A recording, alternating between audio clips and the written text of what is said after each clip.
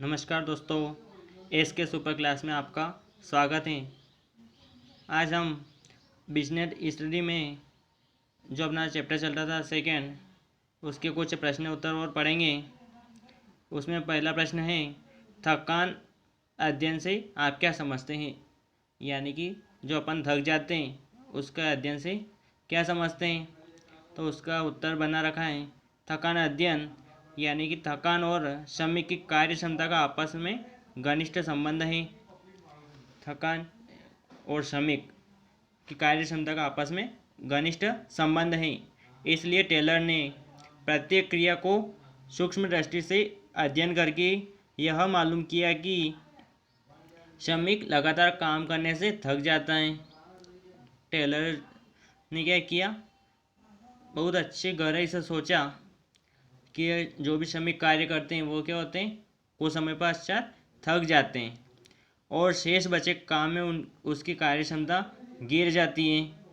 कुछ कार्य तो वह थोड़ी जल्दीबाजी में कर लेते हैं, परंतु थकने के पश्चात वो कार्य थोड़ा धीरे करने लग जाते हैं। टेलर ने थकान अध्ययन से मालूम किया कि श्रमिकों को थकान कब और कैसे होती है तथा उसे कैसे दूर किया जाए।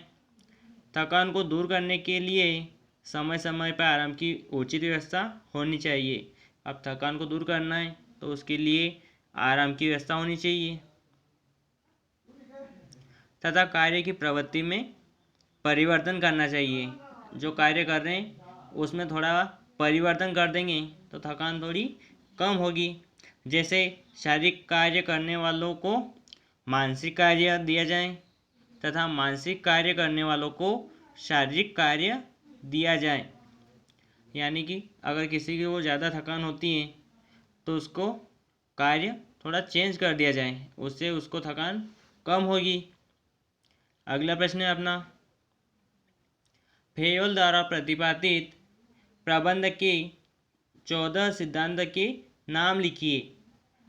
जो फेयोल था उन्होंने 14 सिद्धांत दिए थे, उनके नाम लिखना है। पहला है आपका श्रम विभाजन का सिद्धांत।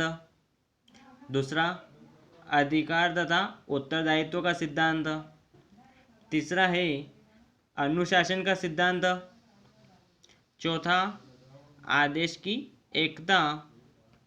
अगला पांचवा है निर्देश की एकता। छठा है आपका सामूहिक हितों की प्राथमिकता का सिद्धांत। सातवां कर्मचारियों के पारिश्रमिक का सिद्धांत।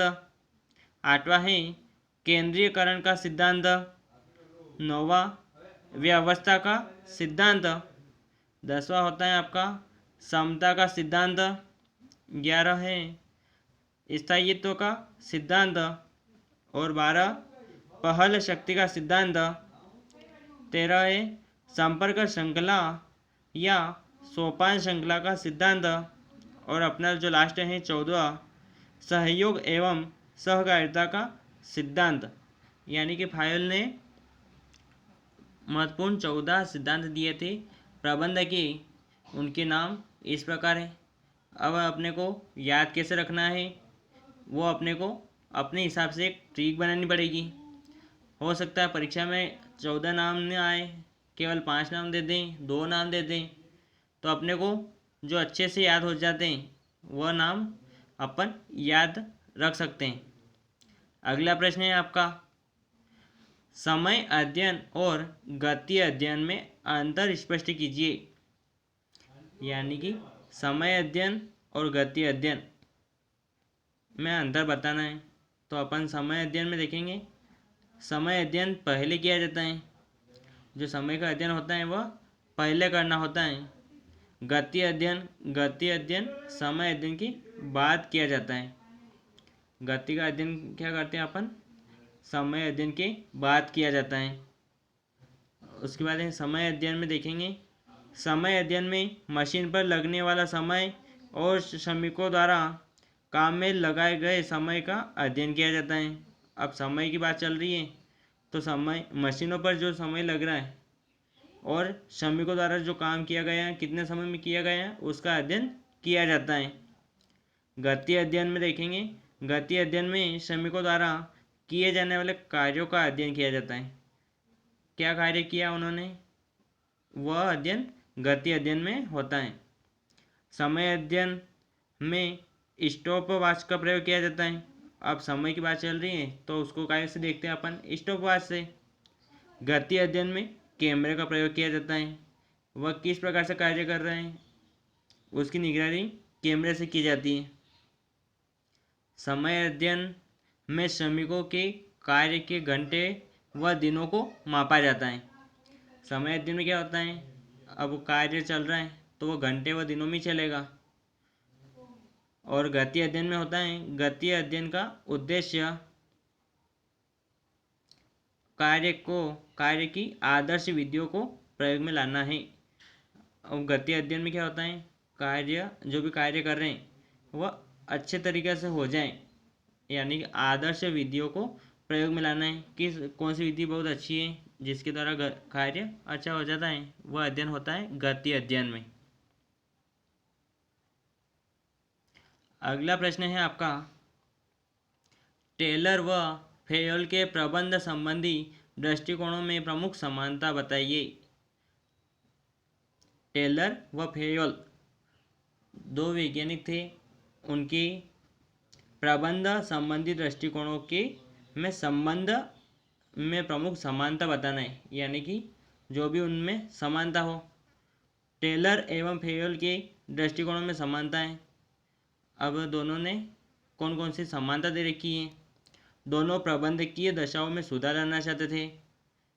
टेलर भी प्रबंधकीय दशाओं में सुधार लाना चाहता था और फेयोल था वह भी प्रबंधकीय दशाओं में सुधार लाना चाहता था, यानी कि दोनों का हो जाएगा, दोनों प्रबंधकीय दशाओं में सुधार लाना चाहते थे। दूसरा है, दोनों मानवीय दृष्टिकोण के प्रबल समर्थक थे, यानी कि लोगों का भी, जो श्रमिक होते हैं उनका भी ध्यान रखते थे। यानी तो इसने दे रखा है दोनों, यानी कि टेलर और फेयोल दोनों मानवीय दृष्टिकोण के प्रबल समर्थक थे।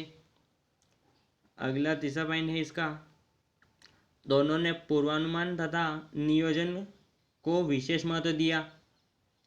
अब दोनों ने क्या किया, जो कार्य होता है प्रबंध का, उसमें पूर्वानुमान तथा नियोजन किस प्रकार से करवाना है उसका विशेष महत्व दिया। दोनों समकालीन 1841 ईस्वी से 1925 ईस्वी तक प्रबंध विशेषज्ञ थे। अब दोनों समकालीन यानी कि समान काल में 1841 से 1925 ईस्वी तक प्रबंध विशेषज्ञ थे। दोनों ने प्रबंध को अर्जित प्रतिभा के रूप में स्वीकार किया।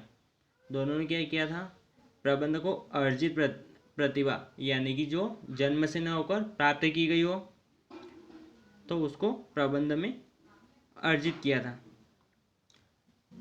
तो दोस्तों कुछ प्रश्न और रहेंगे इसके, जो परीक्षा में तो आ सकते हैं और पढ़ना भी है, जिनका अपन कल अध्ययन करेंगे। आज के लिए इतना ही।